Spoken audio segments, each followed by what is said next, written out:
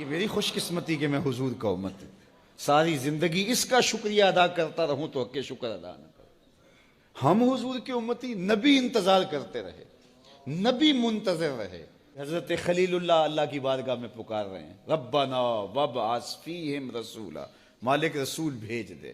کوئی کہتا ہے لیسا بفظ ولا بغلظ، وہ ترشرو نہیں ہوگا، سخت مزاج نہیں ہوگا، ماتھے پہ شکنے لانے والا نہیں ہوگا، وہ پیار بانٹنے والا ہوگا، بس وہ آیا جا رہا ہے۔ حضرت عیسیٰ نے تو نام بھی بتا دیا نا، مبشرم برسول یاتی من بعد اسمہ احمد، لوگوں میں جا رہا ہوں، چلو نام بھی بتا دیتا ہوں، میرے بعد جو آنے والا اس کا نام احمد ہوگا۔ نبی انتظار کرتے رہے، 12 نبیوں نے انتظار کیا حضور کی امت میں ہونے کے لیے، تمنا کی۔ نستورہ راہب انتظار کرتا رہا، بحیرہ راہب انتظار کرتا رہا۔ شب ہجر کی سختیاں کوئی اس سے جا کے پوچھے، تیری راہ تکتے تکتے جسے صبح ہو گئی۔ زندگیاں گزار دی انہوں نے۔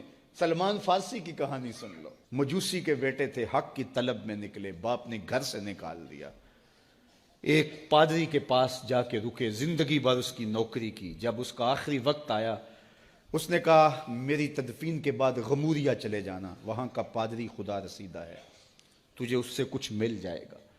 کہتے میں وہاں سے غموریہ آ گیا، پھر اس پادری کی ساری زندگی خدمت کی۔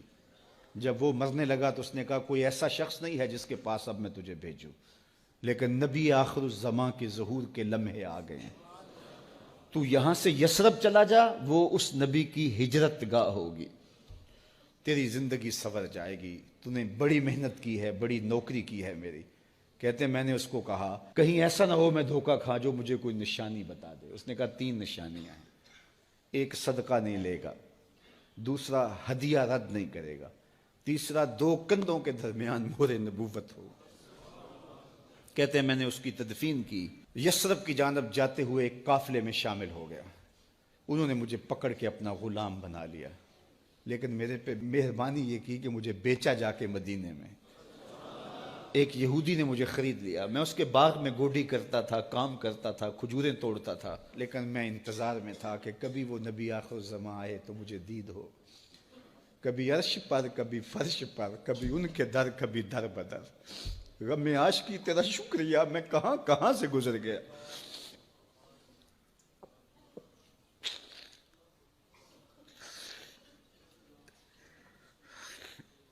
کہتے ہیں ایک دن میں اپنے باغ میں کھجوریں توڑ رہا تھا کہ ہواؤں میں مستی پیدا ہو گئی اور ہر سمت سے طلع البدر علینا کی صدائیں گونجنے لگیں۔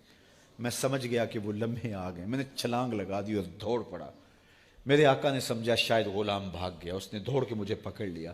میں نے اس کو کہا کہ میں نوکر تیرا ہی ہوں، لیکن دل نوکر کسی اور کا ہے، میں بھاگوں گا نہیں، مجھے جانے دے۔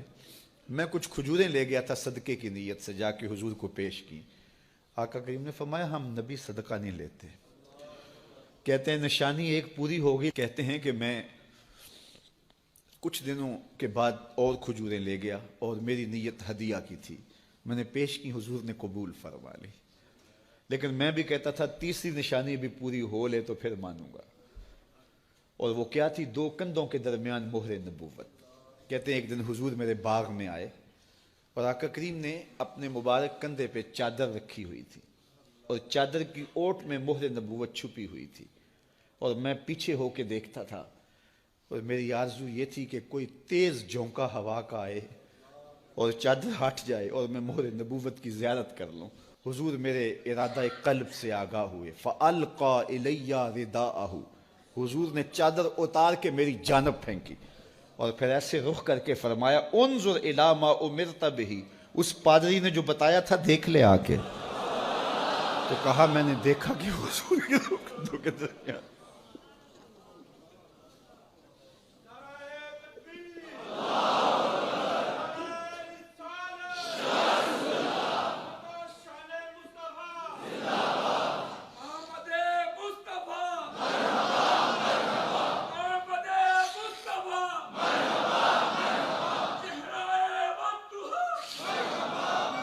شب ہجر کی سختیاں کوئی اس سے جا کے پوچھے، تیری راہ تکتے تکتے جسے صبح ہو گئی۔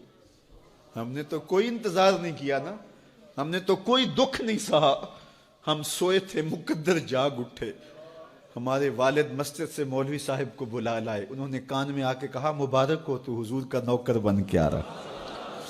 میرے والد گرامی ایک شعر جھوم کے پڑھا کرتے تھے، محمد جانے جانا ہے، پیغمبر ہو تو ایسا ہو، رسولوں کی بشارت سے مبشر ہو تو ایسا ہو، امر توقیر کا سب کو موکر ہو تو ایسا ہو، کیا ہم کو غلام ان کا مقدر ہو تو ایسا ہو۔ میں اپنے مقدر پہ قربان نہ جاؤں، آپ اپنے مقدر پہ نثار نہ جائیں، ہمیں وہ نبی ملا جو نبیوں کا نبی۔ بنو سعد کے مقدر بھی جاگ اٹھے، اللہ اکبر، کیا وہ خوش نصیب وادیاں تھیں، کیا وہ خوش بخت پہاڑ تھے بنو سعد کے، جہاں حضور نے زندگی کے ابتدائی سال گزارے۔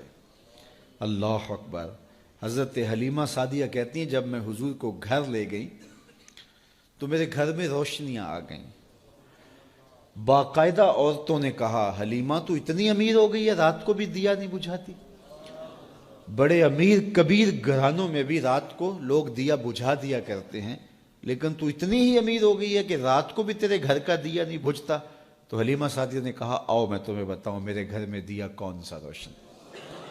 باقاعدہ ہم جولیوں کو بلایا، پالنے میں حضور تھے، اشارہ کر کے کہا ما کننا نحتاج الی السراج من یوم اخذناہ، جب سے یہ پیارا گھر آیا ہے میں نے سارے دیے توڑ دیے، دیے کی ضرورت نہ مشعل کی حاجت، عجب روشنی تو نے پائی حلیمہ، بڑی تو نے توقیر پائی حلیمہ، بنی تو محمد کی دائی حلیمہ۔ کہا ما کننا نحتاج الی السراج من یوم اخذناہ، جب سے یہ پیارا گھر میں آیا ہے میں نے سارے دیے توڑ دیے۔ جہاں روشنی چاہیے ہوتی ہے حضور کو اٹھا کے اس کمرے میں لے جاتے ہیں، وہاں انوار پھیل جاتے ہیں، روشنیاں پھیل جاتی ہیں، کیسے اجالے پھیلے، کیسی روشنیاں پھیلیں۔ حلیمہ دا چھپر کھجوری دے تھلے، حوراں وچھالے نوری مسلے، فرش تو عرش تک پہ گئی دہائی، حلیمہ نے لٹ لئی خدا دی خدائی۔ اللہ اکبر۔ وہ سارا دن تو صحراؤں میں گھوم لیتی تھی، اسے جب بھوک لگتی تھی لبوں کو چوم لیتی تھی۔ بخت جاگے حلیمہ سعدیہ کے کہ حضور ان کے گھر آئے۔ اللہ اکبر۔ جدھر سے گزرتے گئے نور پھیلتا گیا، انوار پھیلتے گئے۔ حضرت سیدہ طیبہ طاہرہ حضرت عائشہ سلام اللہ علیہا فرماتی ہیں کہ میں کچھ سی رہی تھی کہ میرے ہاتھ سے سوئی گر گئی۔ اب حضور کے گھر میں دیے میں جلانے کے لیے تیل بھی نہیں تھا، میں پریشان تھی، سوئی گر گئی، اتنے میں حضور تشریف لائے۔ حضور مسکرائے، کہتی ہے میں نے گمی ہوئی سوئی تلاش کر رہی۔ اللہ اکبر۔ تو یہ روشنی تھی، یہ انوار تھے۔ اللہ اکبر۔ اذا ضحک یتلالع فی الجدر، جب حضور مسکراتے تھے سامنے والی دیواروں پہ عکس پڑتا تھا۔ اللہ اکبر۔ جب مسکراتے تھے نور پھیل جاتا تھا۔ اذا تکلم رؤیا کالنور یخرج من بین ثنایاہ، حضور کے سامنے والے دانتوں میں ہلکا سا فاصلہ تھا، اور جب آقا کریم گفتگو کرتے تھے وہاں سے نور کی کرنیں چھن چھن کے نکلتی تھیں، انوار پھیل جاتے تھے۔ ایسا نوری ماحول، ایسا نورانی چہرہ۔ حضرت ابو ہریرہ بولے کل قمر لیلۃ البدر لم ارى قبلہ ولا بعدہ مثلہ، کیا پوچھتے ہو؟ 14ویں رات کا چمکتا ہوا چاند تھے میرے حضور۔ پھر کہا نہیں نہیں نہیں، حضور جیسا نہ پہلے دیکھا نہ بعد میں دیکھا۔ حضرت حسان بن ثابت پاس کھڑے تھے، کہا دیکھتے کیسے؟ کسی ماں نے جنم دیا ہوتا تو دیکھتے۔ خدا نے وہ سچا ہی پن چھڑیا جدے وچ محمد نو ٹالیا سی۔ حسینہ جمیلہ دا منہ موڑ دیتا، محمد بنا کے قلم توڑ دیتا۔ مثل او در عالم امکان متصور نیست، حضرت شیخ مجدد کہتے ہیں حضور کی مثل بزم عالم میں ممکن ہی نہیں ہے، ہو ہی نہیں سکتا۔ اور اقبال کا لہجہ بھی دیکھیے، رخ مصطفیٰ ہے وہ آئینہ کہ اب اس سا دوسرا آئینہ، نہ کسی کی بزم خیال میں نہ دکان آئینہ ساز میں۔